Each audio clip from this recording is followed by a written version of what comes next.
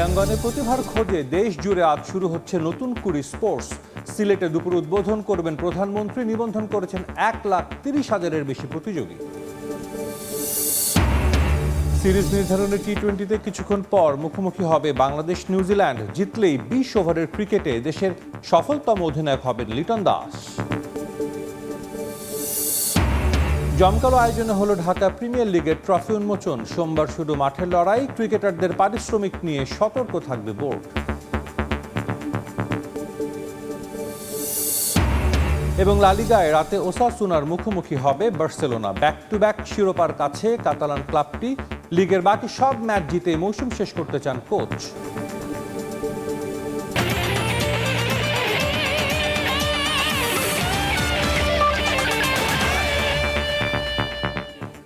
বিশ্বের নানা প্রান্তের খেলাধুলার খবর জানিয়ে দিব আমি সাজিদ মুস্তাহিদ। নতুন কুড়ি স্পোর্টস পুরো দেশের ক্রীড়াঙ্গন বদলে দেবে।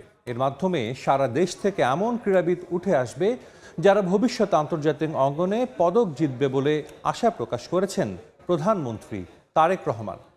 এরই মধ্যে 1,30,000-এর বেশি প্রতিযোগী নিবন্ধন সম্পন্ন করেছেন। আজকে অনলাইনে এখানে উদ্বোধন করব। সারা দেশেই প্রায় সবগুলো জেলাতেই এটা উদ্বোধন হবে। সারা দেশে প্রায় 1,30,000 বাচ্চা গত পরশুদিন পর্যন্ত এনরোল করেছে। 1,30,000 বাচ্চার ভিতর থেকে নিশ্চয়ই 7-8টি ওরা স্পোর্টস ঠিক করেছে। এর ভিতর থেকে নিশ্চয়ই আমরা এমন কিছু খেলোয়াড় বের করে নিয়ে আসতে পারবো যারা ভবিষ্যতে ইনশাল্লাহ দেশের জন্য স্বর্ণ পদক ছিনিয়ে নিয়ে আসবে আন্তর্জাতিক অঙ্গন থেকে। দেশের সুনাম তারা বৃদ্ধি করতে সক্ষম হবে আন্তর্জাতিক অঙ্গনে। দেশকে তারা তুলে ধরতে পারবে। ক্রিকেট যেরকম আজকে আমাদেরকে বিশ্ব দরবারে তুলে ধরেছে বাংলাদেশকে, বাংলাদেশের জন্য সম্মান নিয়ে এসছে। মেয়েদের ফুটবল টিম যেরকম কয়েকদিন আগে দেশের জন্য আন্তর্জাতিক সম্মান বয়ে নিয়ে এসছে, এইভাবে আমাদের ছেলেমেয়েরা দেশের জন্য ভবিষ্যতে ইনশাল্লাহ সম্মান বয়ে নিয়ে আসতে পারবে। আজ থেকে সারা দেশে একযোগে শুরু হচ্ছে নতুন কুড়ি স্পোর্টস। সিলেটে জেলা স্টেডিয়ামে তৃণমূল থেকে খেলোয়াড় তৈরির এই কর্মসূচির উদ্বোধন করবেন প্রধানমন্ত্রী তারেক রহমান। যুব ও ক্রীড়া মন্ত্রণালয়ের তত্ত্বাবধানে নতুন কুড়ি স্পোর্টস বাস্তবায়িত হবে ক্রীড়া পরিদপ্তরের মাধ্যমে।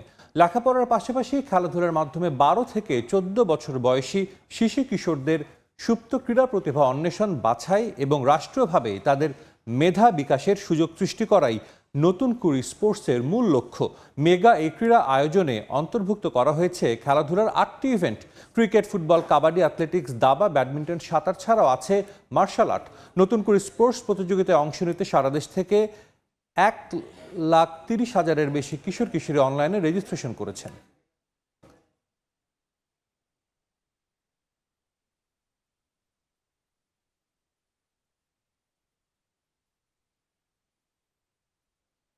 বিকেল 3টায় সিলেট জেলা স্টেডিয়ামে নতুন কুড়ি স্পোর্টসের উদ্বোধন করবেন প্রধানমন্ত্রী তারেক রহমান। এই মুহূর্তে সেখানে আছেন রিপোর্টার ফাহিম ইসলাম। সরাসরি যুক্ত হচ্ছি তার সঙ্গে। ফাহিম, 80-90-এর দশকে জনপ্রিয় যেই শিশু কিশোরদের নিয়ে জনপ্রিয় যেই টিভির যেই সংস্কৃতি প্রতিভা অনুসন্ধানের যে বিষয়টি ছিল নতুন কুড়ি, সেই নতুন কুড়ির নতুন একটা সংস্করণ আনতে যাচ্ছেন যুব ক্রীড়া মন্ত্রণালয়, যেখানে আসলে শিশু কিশোরদের যে প্রতিভা, সেই প্রতিভাটা আসলে অন্বেষণ করা হবে তৃণমূল পর্যায় থেকে। প্রধানমন্ত্রী তারেক রহমানের নির্বাচনী ইশতেহারে কিন্তু এই নতুন কুড়ি স্পোর্টসের বড় একটা অংশ ছিল, যেখানে তিনি বলেছেন যে আসলে শিশু দেশের যেই যে জনবল আছে, দেশের যে তরুণরা আছে, তাদেরকে আসলে ক্রীড়াঙ্গনে আরও বেশি দাবিত করতে বা ক্রীড়ামুখী করতে কিন্তু আসলে এই নতুন কুড়ি স্পোর্টসটা আয়োজন করা হয়েছে। আজ এখানে আর বিকাল 3টার দিকে আসলে বাংলাদেশ সরকার প্রধানমন্ত্রী এই যে নতুন কুড়ি স্পোর্টস, সেই নতুন কুড়ি স্পোর্টসের উদ্বোধন করবেন। পুরো স্টেডিয়াম, আমরা যে সিলেট জেলা স্টেডিয়াম, সেই জেলা স্টেডিয়ামে তিনি উদ্বোধন করবেন। কিন্তু যে প্রতিকূল যে আবহাওয়া, আসলে সকাল থেকেই সিলেটে মুষলধারের বৃষ্টি হচ্ছে, সেই মুষলধারের বৃষ্টির মাঝেও কিন্তু আসলে এই যে নতুন করে স্পোর্টসের যে উদ্বোধনী অনুষ্ঠান, সেই উদ্বোধনী অনুষ্ঠান কিন্তু যথাসময়ে অনুষ্ঠিত হওয়ার কথা জানিয়েছেন যুব ক্রীড়া প্রতিমন্ত্রী আমিনুল হক। এই ছাড়া আসলে নতুন করে স্পোর্টসের যেই যে বিষয়গুলো এখানে এই প্রথমবারের মতো আয়োজিত হওয়া এই যে প্ল্যাটফর্ম তরুণদের প্রতিভা অন্বেষণের, সেই প্ল্যাটফর্মে কিন্তু আসলে অভূতপূর্ব সাড়া পেয়েছে যুব ক্রীড়া মন্ত্রণালয়। সারা দেশ থেকে প্রায় 1,67,000-এরও বেশি শিশু কিশোর আবেদন করেছেন এই প্রতিযোগিতায় অংশ নেওয়ার জন্য, যাদের বয়স সীমা 12 থেকে 14 বছর। আসলে এই যে শিশু কিশোরদের যে প্রতিভা অন্বেষণ, সেই প্রতিভা অন্বেষণের যে ধারাবাহিকতা, সেই ধারাবাহিকতা কিন্তু বছর জুড়ে ধরে রাখবে, এবং কি যেই সামনের যে বছরগুলো সেখানেও আসলে এই যে নতুন করে স্পোর্টসের যে অনুষ্ঠান, যে আয়োজনটি চলবে, এবং কি নতুন নতুন যে ইভেন্ট, আরও এই বছর 8টি ইভেন্টে, সামনের বছর থেকে আরও বেশ কয়েকটি ইভেন্ট এটাতে যুক্ত হবে বলে জানিয়েছেন যুব ক্রীড়া মন্ত্রণালয়। তো নতুন করে স্পোর্টসের উদ্বোধনী অনুষ্ঠান নিয়ে সিলেট জেলা স্টেডিয়ামের সামনে থেকে এই ছিল আমার কাছে সবশেষ খবর। আমাদের সঙ্গে সিলেট থেকে যুক্ত হয়েছিলেন রিপোর্টার ফাহিম ইসলাম। এবার বাংলাদেশ নিউজিল্যান্ড টি-20 সিরিজের খবর। লিটন দাসের নেতৃত্বে আরও একটা সিরিজ জয়ের সুযোগ টাইগারদের সামনে। তৃতীয় ও শেষ টি-20তে আজ মুখোমুখি হবে বাংলাদেশ নিউজিল্যান্ড। মিরপুরে ম্যাচ শুরু দুপুর 2টায়। নিউজিল্যান্ডের বিপক্ষে এর আগে কখনোই এক সফরে একাধিক সিরিজ জেতেনি টাইগাররা। এই টি-20 সিরিজ জিতে অধিনায়ক হিসেবেও সবাইকে ছাড়িয়ে দেশের সফলতম টি-20 অধিনায়ক হবেন লিটন। তবে চিন্তার কারণ সাইফ হাসানের ফর্ম। চট্টগ্রামের রেকর্ড রান তাড়ার দিনেও স্বাচ্ছন্দ্যে খেলতে পারেননি এই ওপেনার।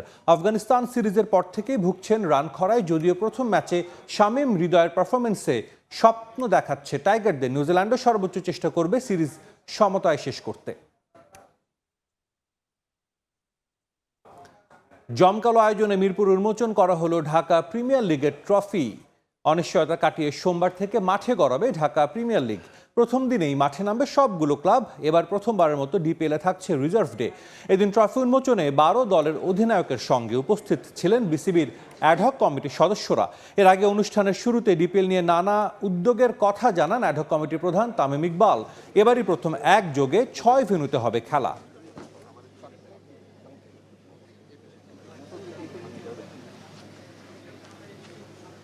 4 তারিখে প্রথম ম্যাচ।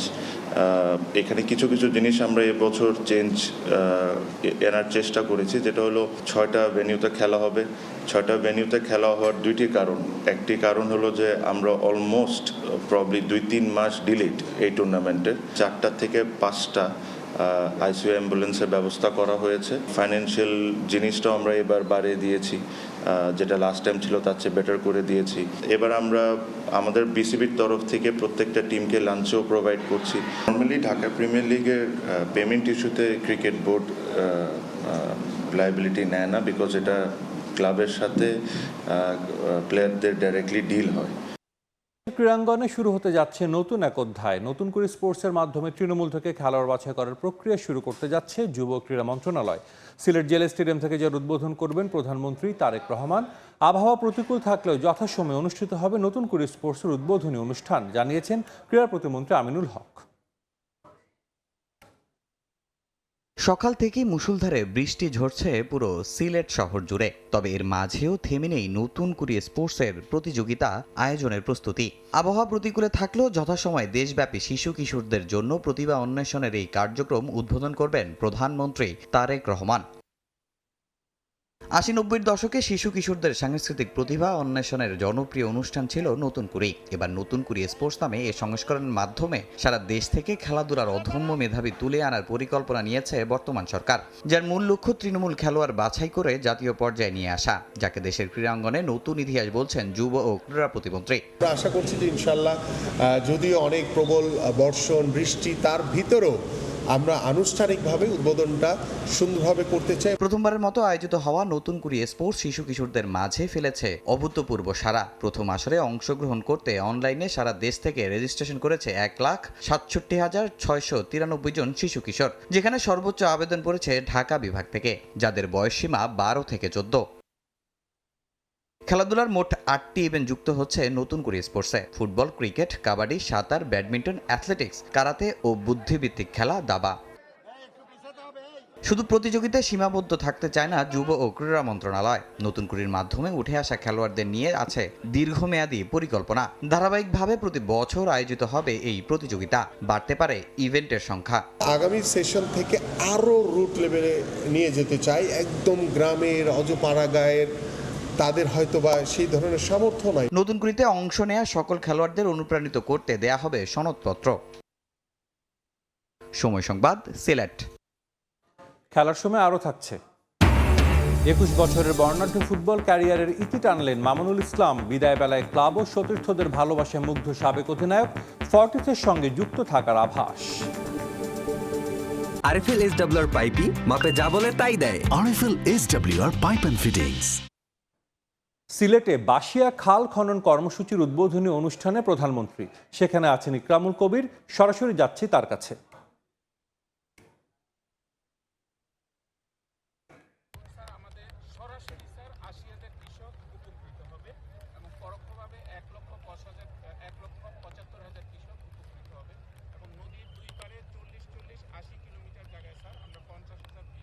পাচ্ছি প্রধানমন্ত্রী তারেক রহমান এই যে বাসিয়া খাল এটি খনন করার জন্য তিনি একেবারে যেখানে ব্যবস্থা করা হয়েছে সেখানে এসে পৌঁছে গেছেন। এবং আজকে সকাল থেকে যদি বলে রাখি যে বেশ কয়েকটি অনুষ্ঠান 3-4টি প্রোগ্রামে তিনি অংশগ্রহণ করেছেন। এখন এই খাল বাসিয়া খাল খনন কর্মসূচিতে তিনি যোগ দিয়েছেন।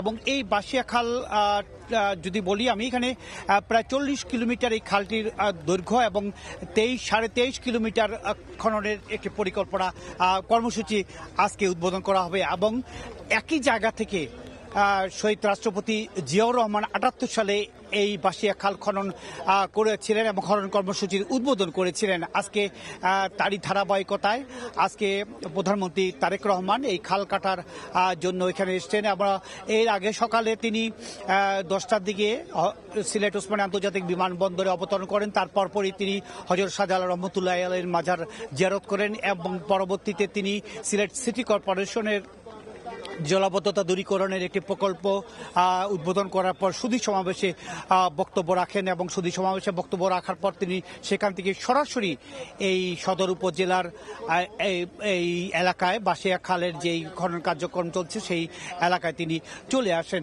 এবং এখন আমরা এই মুহূর্তে দেখতে পাচ্ছি তিনি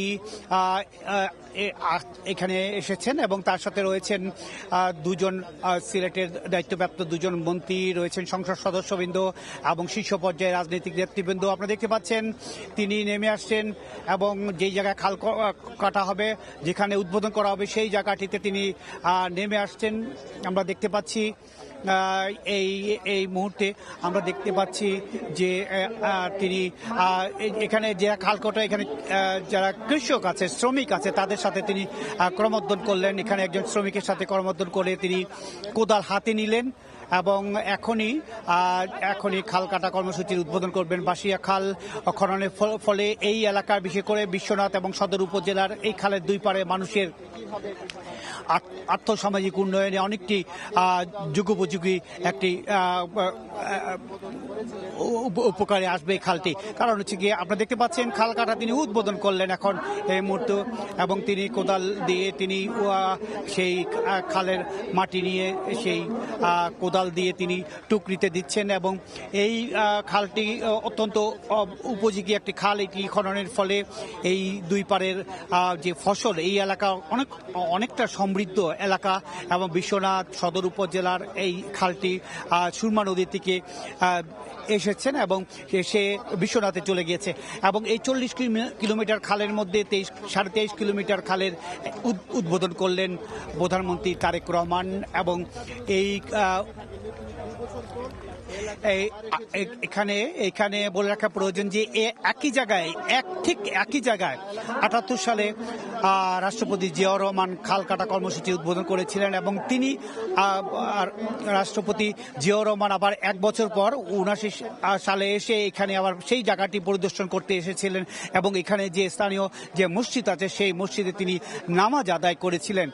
তার ধারাবাহিকতায় তার ছেলে প্রধানমন্ত্রী তারেক রহমান এই খাল কাটা কর্মসূচির আজকে উদ্বোধন করলেন, বাসিয়া খাল খনন কর্মসূচির উদ্বোধন করলেন এবং এর পরপরই তিনি চলে যাবেন সার্কিট হাউজে এবং এখানে একটি মঞ্চ আছে, এখানে বক্তৃতা দেওয়ার কথা রয়েছে এবং এর পরপরই সার্কিট হাউজে যাবেন। সার্কিট হাউজের পরে 3টার সময় একটি বড় কর্মসূচি রয়েছে, সারা বাংলাদেশের একটি কর্মসূচির উদ্বোধন করবে, সেটি হচ্ছে নতুন কুড়ি স্পোর্টসের উদ্বোধন করা হবে সিলেট থেকে, সিলেট জেলা স্টেডিয়াম থেকে।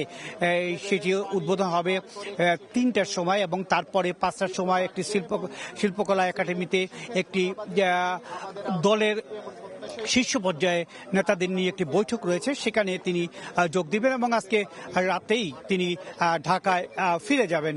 7টায় এয়ারপোর্টের উদ্দেশ্যে তিনি যাবেন এবং পরপরই তিনি চলে যাবেন ঢাকার উদ্দেশ্যে। সবকিছু মিলে আজকে সারা দিন তিনি সিলেটে বিভিন্ন কর্মসূচি, অন্তত 7টি স্পটে তিনি বিভিন্ন কর্মসূচিতে যোগ দিয়েছেন এবং উদ্বোধন করেছেন, একটি কর্মসূচি উদ্বোধন করেছেন, আরও কিছু অনুষ্ঠান রয়েছে সেগুলো অংশগ্রহণ করবেন। আমরা যদি বলি এবং এর পরবর্তী বাসিয়া খাল খনন কর্মসূচির উদ্বোধনের পর তিনি জেলা স্টেডিয়ামে নতুন করে স্পোর্টস 2026-এর উদ্বোধনী অনুষ্ঠান যোগ দিবেন। এরপর পরই 5টার সময় বিকাল 5টায় জেলা শিল্পকলা একাডেমিতে সিলেটের দলীয় সভায় অংশগ্রহণ করবেন। এই কয়েকটি অনুষ্ঠান ছিল আজকের দিনের এবং পরবর্তীতে তিনি ঢাকায় উদ্দেশ্যে চলে যাবেন, আজকেই চলে যাবেন এবং আমরা দেখেছি 10টার কিছু আগে তিনি সিলেটে এসেছিলেন এবং সিলেটে আসার পরে তিনি লাগাতার কয়েকটি কর্মসূচিতে অংশগ্রহণ করেছেন। যদি পরবর্তীতে তিনি 6:20-এ 7টার তিনি ওসমানী আন্তর্জাতিক বিমানবন্দর থেকে ঢাকার উদ্দেশ্যে রওনা দিবেন এবং আমরা দেখতে পাচ্ছি তিনি এই মুহূর্তে খাল কাটার যে কর্মসূচি, সেই কর্মসূচি উদ্বোধন করছেন এবং উদ্বোধন করার পর তিনি আপনারা দেখতে পাচ্ছেন এখানে বিভিন্ন স্তরের দলীয় নেতারা রয়েছেন, সংসদ সদস্যরা রয়েছেন, মন্ত্রী পরিষদের 2জন সদস্য এখানে রয়েছেন। আর সব এখানে যারা আমরা আছি গণমাধ্যম কর্মীদের জন্য একটি বড় মঞ্চ তৈরি করা হয়েছে। তিনি গণমাধ্যম কর্মীদের উদ্দেশ্যে হাত নেড়ে অভিবাদন জানিয়েছেন। এর পরবর্তীতে এখানে একটি বৃক্ষরোপণ করবেন, এখানে এই এলাকায় একটি বৃক্ষরোপণের জন্য প্রস্তুতি নেওয়া হয়েছে এবং তিনি বৃক্ষরোপণ করবেন। এখানে আমরা বলে রাখা প্রয়োজন যে আজকে সকাল থেকে মুষলধারে বৃষ্টি হচ্ছিল, এখন কিছুটা কমেছে, এখন বৃষ্টির ধারা কিছুটা টিপটিপ বৃষ্টি হচ্ছে এবং সকালের মুষলধারে বৃষ্টি হচ্ছিল এবং মুষলধারে বৃষ্টির কারণে বিভিন্ন জায়গায় পিচ্ছিল হয়ে আছে। আপনি দেখতে পাচ্ছেন প্রধানমন্ত্রী এখানে যারা শ্রমিক আছে তাদের সাথে কুশল বিনিময় করছে, তাদের সাথে হাত মিলাচ্ছেন, করমর্দন করছেন এবং তারা সেই অপেক্ষা করছিলেন, সেই সকাল থেকে অপেক্ষা করছিলেন প্রধানমন্ত্রীকে এক নজর দেখার জন্য। এই শ্রমিকেরা যারা এই খালগুলো খনন করার জন্য এখানে আনা হয়েছে, খাল কাটা কর্মসূচিতে তারা অংশগ্রহণ করেছিলেন এবং সিলেটে বাসিয়া খাল খনন কর্মসূচির উদ্বোধন করেছেন প্রধানমন্ত্রী তারেক রহমান। এতক্ষণ আমরা সরাসরি ছিলাম সেখানে। দেখছেন খেলার সময়, সঙ্গেই থাকুন। তো খেলার সময় মনের মতো ডিজাইন আর stylish collection, Regal furniture, furnish your dream. সিলেটে বাসিয়া খাল খনন কর্মসূচির উদ্বোধন করে বক্তব্য রাখছেন প্রধানমন্ত্রী তারেক রহমান। আমরা সরাসরি যাচ্ছি সেখানে।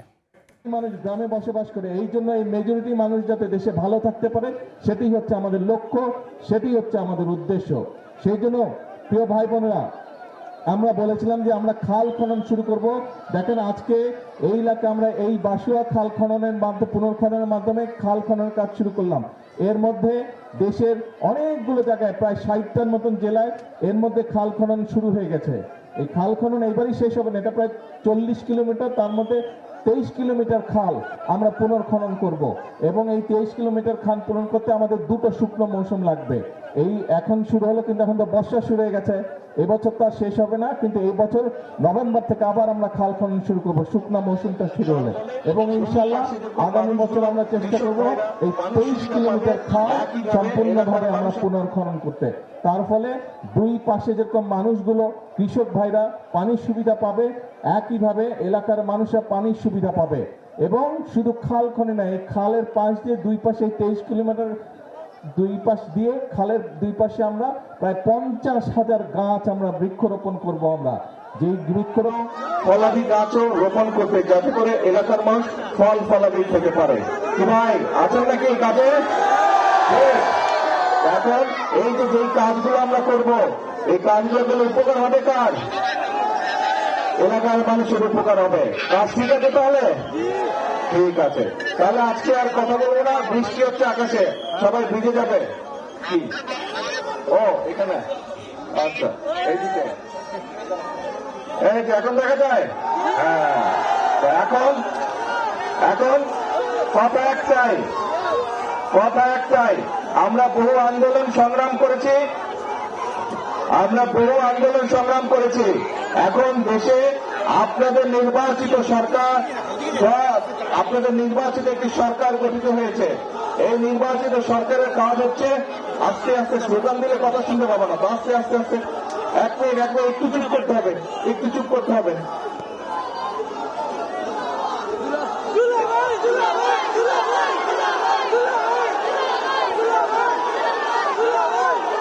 দুলাভাইকে কথা বলতে